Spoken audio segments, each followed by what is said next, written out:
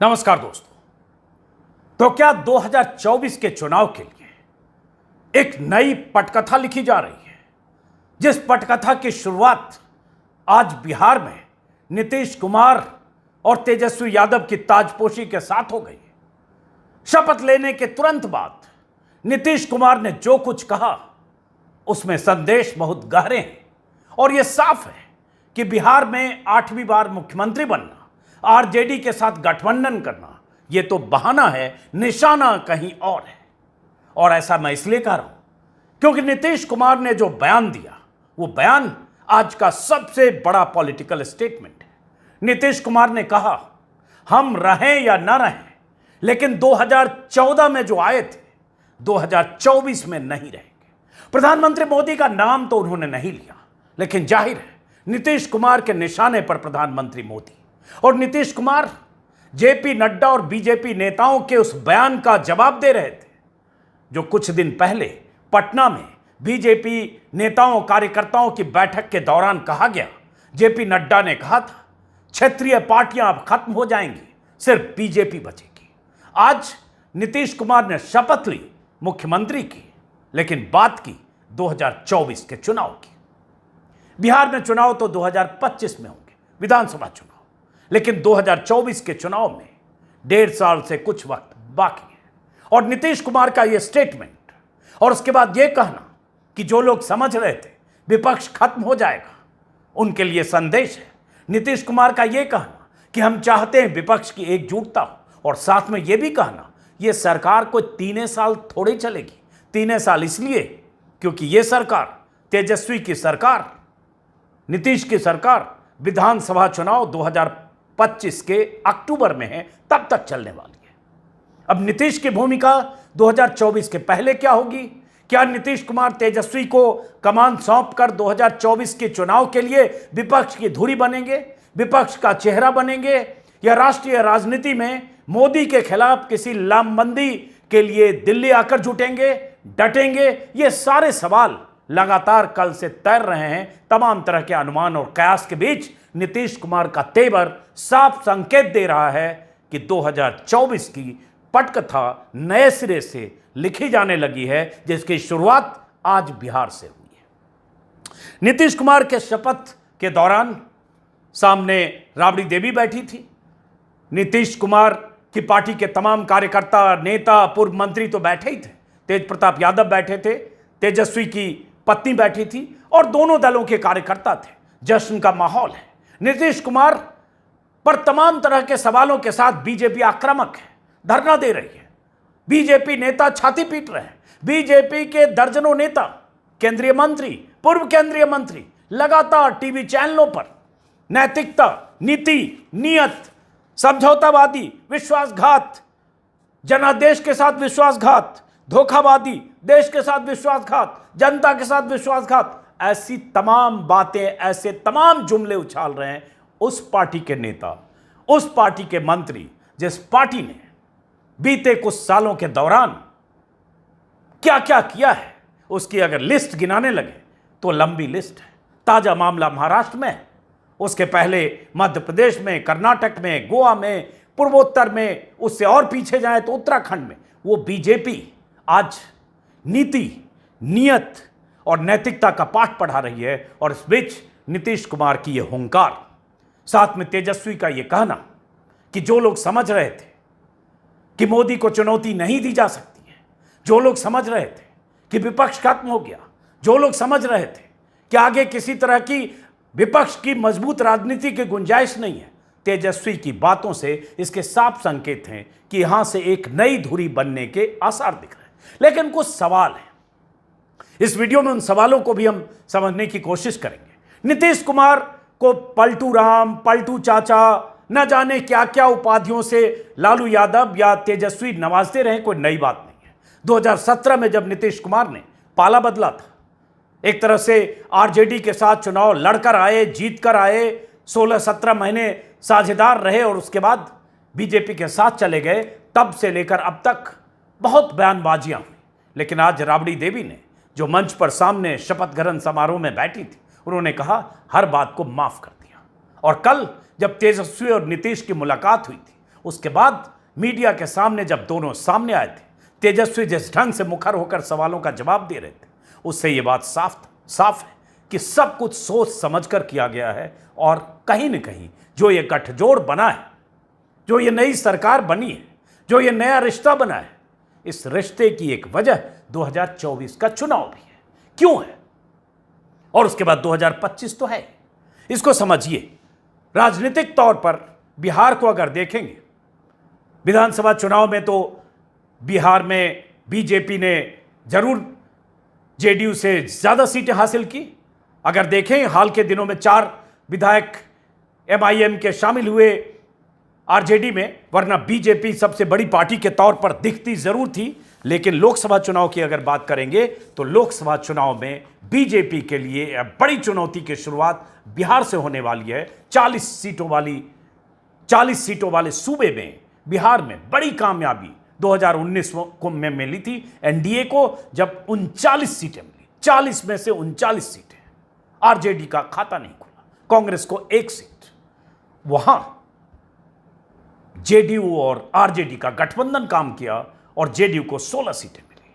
हालांकि अगर हम पीछे लौटे 2014, तब भी बीजेपी को 22 सीटें मिली थी। तब नीतीश कुमार अपने दम पर चुनाव लड़े थे। नीतीश कुमार को सिर्फ 2 सीटें मिली, लेकिन कुल 31 सीटें बीजेपी को मिली। 40 में से 31, 6 सीटें रामविलास पासवान की पार्टी एलजेपी को और 3 सीटें आरएलएसपी को। आज की तारीख में आरएलएसपी नीतीश कुमार के साथ हैं। 7 दलों का गठबंधन है, कांग्रेस भी है, लेफ्ट भी है और बाकी दलों के समर्थन है, जिसमें जीतन राम मांझी भी है। अब शुरुआत उस पटकथा की हो रही है जिसका जिक्र मैं कर रहा हूं, क्योंकि निशाने पर 2024 का चुनाव है। बिहार के जातिगत समीकरण को अगर देखें, बिहार के वोटिंग के पैटर्न को अगर देखें, तो बीजेपी के लिए चिंता की बात बिहार में इस नई सरकार के बनने, नए गठजोड़ के बनने से दिखती है। और इसलिए बीजेपी लगातार नीतीश कुमार के अतीत को कुरेदते हुए, नीतीश कुमार के अतीत की याद दिलाते हुए बार बार उन्हें दगाबाज, धोखेबाज, विश्वासघात साबित करने की कोशिश कर रही है और नीतीश कुमार को मौकाप्रस्त साबित करने की कोशिश कर रही है। वही बीजेपी, जिस बीजेपी ने 2017 में उस नीतीश कुमार के साथ सरकार बनाई, उस नीतीश कुमार को सपोर्ट किया था, जो नीतीश कुमार आरजेडी के साथ मिलकर चुनाव लड़े थे और आरजेडी के दम पर मुख्यमंत्री बने थे। तब भी विश्वासघात उस जनादेश का हुआ था जो आरजेडी और जेडीयू गठबंधन को मिला था। और जनादेश की बात जो बीजेपी करती है, मैंने आपको बता दिया जनादेश कैसे मध्य प्रदेश में सरकार गिरी, कैसे कर्नाटक में खेल हुआ और कैसे एकनाथ शिंदे ने अभी खेल किया। ये सब सबके सामने है। और यही डर कहीं न कहीं नीतीश कुमार को बीते कुछ दिनों से था।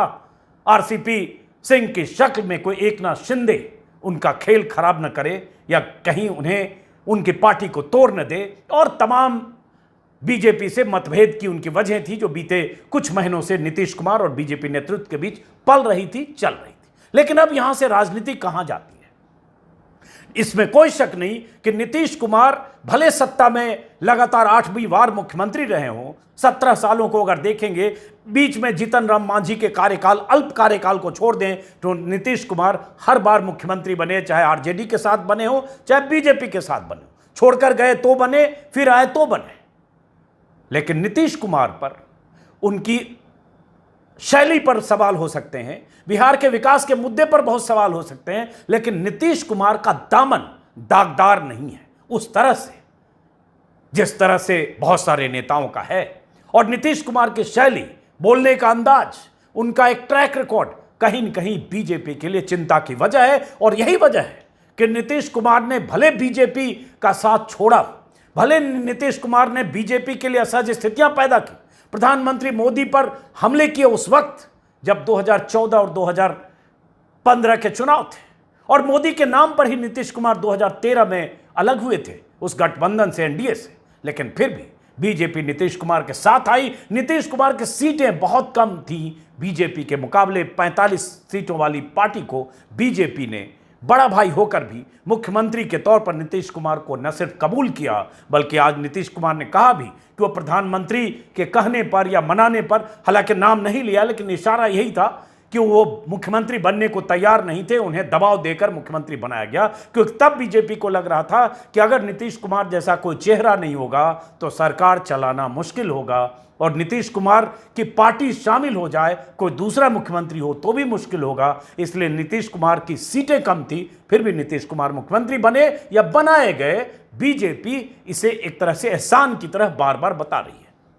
लेकिन अब जरा बिहार की राजनीति और बिहार के समीकरण को समझें। लोकसभा चुनाव के मद्देनजर 2019 के चुनाव को अगर देखेंगे तो 2019 में बीजेपी को बिहार में, हालांकि गठबंधन था बीजेपी और जेडीयू के बीच, बीजेपी को 17 सीटें मिली, 16 सीटें जेडीयू को, और बीजेपी का वोट शेयर लगभग 23% और लगभग 22% जेडीयू को। आज बीजेपी के नेता कह रहे हैं कि मोदी के नाम पर नीतीश को वोट मिला। सच है, मोदी के नाम पर वोट मिला भी, लेकिन सवाल यह है कि 2015 का अगर विधानसभा चुनाव देखेंगे, जब बीजेपी 50 के आसपास सिमट गई, वो बीजेपी जो अपने दम पर बीजेपी बिहार में छोटे दलों को शामिल करके जीतन राम मांझी या रामविलास पासवान या आरएलएसपी को लेकर बिहार में उसे लग रहा था सरकार बना लेगी। अमित शाह के वो भाषण लोग भूले नहीं हैं कि हाँ, नीतीश और लालू जीते तो पाकिस्तान में पटाखे चलेंगे। प्रधानमंत्री मोदी की रैलियां, वो प्रधानमंत्री मोदी की रैली जिसमें वो ऐलान कर रहे हैं बिहार को कितना दें, प्रधानमंत्री बोली लगाते हुए ऐसे लग रहा था किसी सट्टा बाजार में खड़े होकर बिहार को 1 लाख करोड़, 80,000 करोड़, 70,000 करोड़ दें कि 80,000 करोड़ दें, 80,000 करोड़ दें कि 90,000 करोड़ दें, ऐसी बोली लगा रहे थे बिहार में प्रधानमंत्री मोदी अपनी रैली। बावजूद इसके बिहार में बीजेपी 50 के आसपास सिमट गई 2015 में, क्योंकि आरजेडी और जेडीयू 7 था, बीजेपी को 52 सीटें मिली, एलजेपी को 2 और आरएलएसपी जो सहयोगी दल था, कुशवाहा जो अभी साथ है इस गठबंधन के, उन्हें 2 सीटें मिली थी। लेकिन उस वक्त 2015 में आरजेडी को 80 और जेडीयू को 71 सीटें मिली थी। आरजेडी को सीटें ज्यादा थी, फिर भी नीतीश कुमार को मुख्यमंत्री के तौर पर आरजेडी ने कबूल किया। तेजस्वी उप मुख्यमंत्री तब भी थे, आज भी बने। लेकिन गेम पलटा 2020 में, जब नीतीश कुमार बीजेपी के साथ गए और 2020 के विधानसभा चुनाव में बीजेपी और नीतीश कुमार के गठबंधन ने उन्हें सत्ता के पास पहुंचाया। तो आज अगर बीजेपी के लोग ये कह रहे हैं कि 2019 में नीतीश कुमार की वजह, मोदी की वजह से नीतीश कुमार को इतनी सीटें मिली, 16 सीटें मिली, तो सवाल तो यह भी है कि 2020 में क्या नीतीश कुमार के बगैर बीजेपी को इतनी सीटें मिल जाती कि बीजेपी ऐसे 1-2 छोटे दलों के साथ सरकार बना लेती? सवाल तो यह भी है, नीतीश कुमार की नाराजगी की बड़ी वजह चिराग पासवान, 100 सीटों पर चिराग पासवान ने ऐसे उम्मीदवार खड़े किए जिसमें से कुछ बागी थे, कुछ बीजेपी से भेजे गए थे, कुछ कहा गया अमित शाह की तरफ से नाम आए थे, और उसके बाद वो सिर्फ इसलिए कवायद थी ताकि नीतीश कुमार का कद छोटा हो। नीतीश कुमार का कद छोटा भी हुआ, बीजेपी बिग ब्रदर की तरह है, और वही नीतीश कुमार उस दिन से वो भूल नहीं पाए। लेकिन उसके बाद लगातार कई घटनाक्रम जो लगातार आप बीते 2-4 दिनों में अलग अलग चैनलों पर वीडियो में देख रहे होंगे, इसलिए उस विस्तार में नहीं जाता हूं। लेकिन वो समीकरण, वो जातीय समीकरण जो बिहार से एक नई पटकथा का संकेत दे रहे हैं, ओबीसी, एससी एसटी और वो तमाम पिछड़ी जातियां जो जनाधार हैं जेडीयू की, जो जनाधार हैं आरएलडी की, और उनमें से बड़ा तबका, बड़ा चंक जो बीजेपी के साथ गया बीते कुछ चुनाव में, खेल वहां होना है।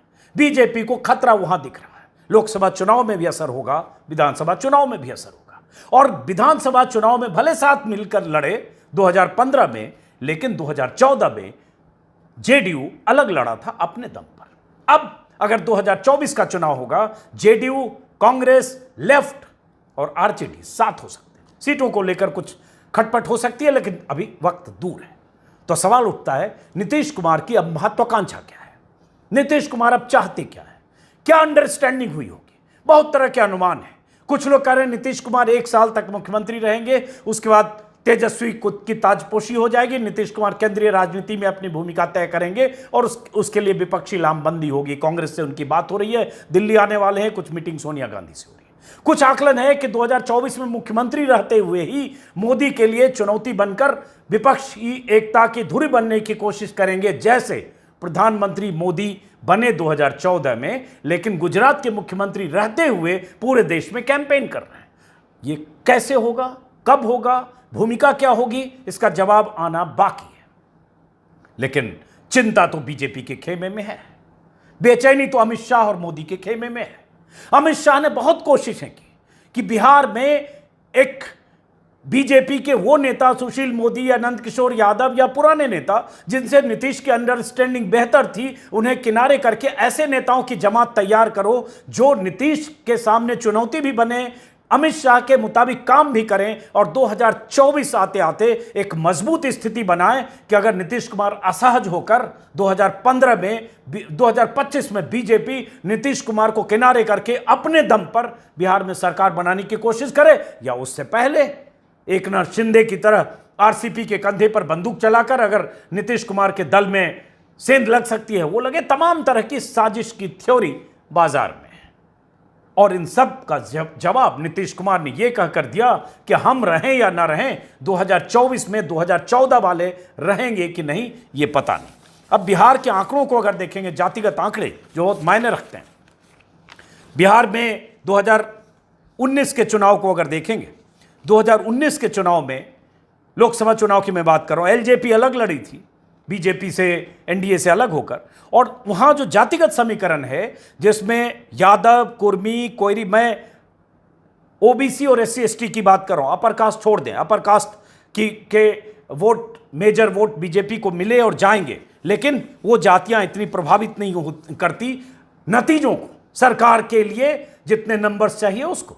तो इसलिए अगर बात करेंगे जो ओबीसी की और दूसरी एससी एसटी जातियों की, तो यादव वोट पिछली बार महागठबंधन को मिले, लेकिन बाकी vote Kurmi, Koeri, other OBC, EBC, ये वोट नहीं मिले महागठबंधन को। ये वोट नीतीश की वजह से, बहुत बड़ा फैक्टर नीतीश का था, वो बीजेपी के पास गया और बीजेपी का तो अपना है। और जैसे कुर्मी वोट बिहार में 81% एनडीए को मिला, कोयरी वोट 51% मिला, अदर ओबीसी ईबीसी लगभग 58% मिला। ये लोक नीति सीएसडीएस का एक जातीय आंकड़ा है, उसके आधार पर कर रहा हूं। दुसाद पासवान का वोट लगभग 17%, बाकी 32% एलजेपी को मिला। मुसहर लगभग 65% एनडीए को मिला। अदर दलित भी लगभग 30% एनडीए को मिला। एक महादलित का प्रयोग नीतीश कुमार ने आज से 10-12 साल पहले किए थे। तो ये सारी जातियां जिनमें नीतीश कुमार की पहुंच भी है, नीतीश कुमार का असर भी है, क्या वो उन जातियों का असर, उन जातियों का वोट बैंक बीजेपी से छिटक कर इस नए गठबंधन की तरफ जाएगा? ये सवाल बीजेपी को परेशान कर रही है। 2014 के अगर आंकड़े देखेंगे तो 2014 में बीजेपी को, 2014 में नीतीश कुमार अपने दम पर अलग थे, बीजेपी को लगभग 30% वोट मिले थे, 22 सीटें मिली थी। राष्ट्रीय जनता दल को 20% वोट मिले थे, लेकिन सीट नहीं मिली थी 20% वोट मिलने के बाद, और एलजेपी को लगभग 6.5%, लेकिन फिर भी एलजेपी को 6 सीटें मिली थी। अब सवाल उठता है, उस समय की अगर बात करें तो जेडीयू को 16% लगभग वोट मिले थे 2014 के लोकसभा चुनाव में, 16% अपने दम पर, जब मोदी पूरी ताकत के साथ आए थे। 2019 में सीटें बढ़ गई क्योंकि बिहार में भी बढ़ी, बंगाल से 18 सीटें आ गई, इसलिए बीजेपी 300 का आंकड़ा पार कर गई। 282 सीटें बीजेपी को मिली थी 2014 में, 303 मिल गई 2019 में। लेकिन सवाल उठता है, वो 15% वोट जो जेडीयू का है, वो राष्ट्रीय जनता दल का वोट जो लगभग 20% है, उस वक्त की बात करें जब अलग अलग लड़े तो 35% ये वोट है, और प्लस कांग्रेस और बाकी 8-8.5% कांग्रेस का वोट, उस वक्त की बात कर रहा हूं। इसके बाद बाकी जो उपेंद्र कुशवाहा और बाकी छोटे दल हैं, हम और लेफ्ट, तो एक बड़ा चंक वोट बैंक का बीजेपी से बाहर महागठबंधन के खाते में दिखता है 2024 की अगर बात करें। हालांकि मैं फिर कहूंगा, राजनीति में और इस तरह से जातीय गणित में, आंकड़ों में 2 और 2 4 हमेशा नहीं होते। कई बार जो दिखता है होता नहीं। यूपी में हमने देखा, उपचुनाव में फूलपुर और गोरखपुर में हरा दिया मायावती और अखिलेश के गठबंधन ने, लेकिन लोकसभा चुनाव में कहानी कुछ और बदल गई। तो ये स्थितियां बदलती भी हैं, लेकिन बावजूद इसके बिहार की स्थिति और यूपी की स्थिति में फर्क है। यूपी में मंडल फैक्टर की तुलना में कमंडल फैक्टर ज्यादा अहम है। यूपी में मंडल फैक्टर, कमंडल के बरक्स हावी है, भारी है। और यही डर और चिंता बीजेपी को परेशान कर रही है। जब से नीतीश कुमार बीजेपी से नाराज हो रहे थे, बीजेपी को अंदाजा नहीं था कि इतनी जल्दी सब गेम पलटेगा, लेकिन नीतीश कुमार तेज रफ्तार से चले।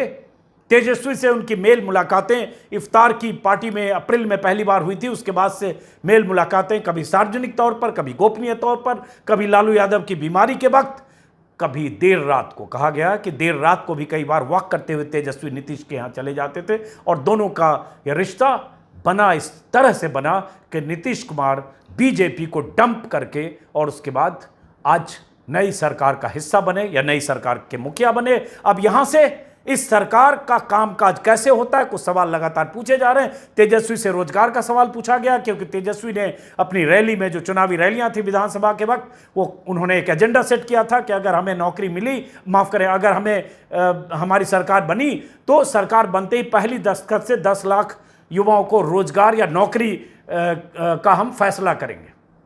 तो ये सवाल तेजस्वी के सामने है। आज भी किसी ने पूछा, उन्होंने कहा 1 महीने में हम रोजगार के सवाल पर, हम ये नई सरकार, नीतीश कुमार और हमारी सरकार रोजगार के सवाल पर कुछ ऐसा फैसला जरूर करेगी। अब सवाल यहीं से है कि नीतीश कुमार अब एक ऐसी धुरी बनने जा रहे हैं जो मोदी और शाह के लिए चिंता पैदा कर सकते हैं। नीतीश कुमार को दांवपेच भी मालूम है।